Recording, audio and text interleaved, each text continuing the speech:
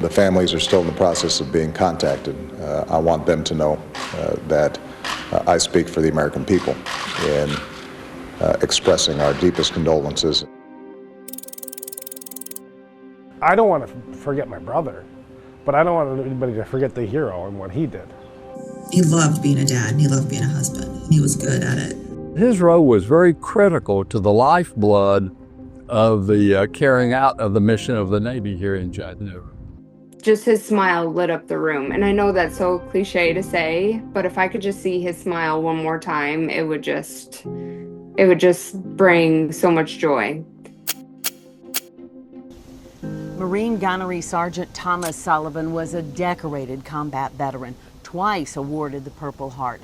He had survived war zones, but it was here at home in what was meant to be a quiet, final post that he gave his life while protecting others. His brother Joe's just 18 months younger, and they had quite a strong bond. Greg Glover tells us more. I think I need a minute.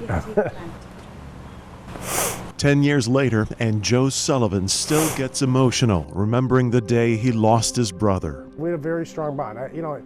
It felt like what I imagine a twins relationship is, but without actually being, sharing the womb together, at the same time. Tommy was my older brother. He acted as like a protector to me. From Catholic school and Boy Scouts to a long career in uniform, Joe says Thomas lived to serve. As soon as he became a Marine, it's like he found himself. He discovered where he was supposed to be his whole life. And that's what he became. He became the quintessential Marine, He served 18 years, survived combat, earned 2 Purple Hearts, and was stationed in Chattanooga as his final post.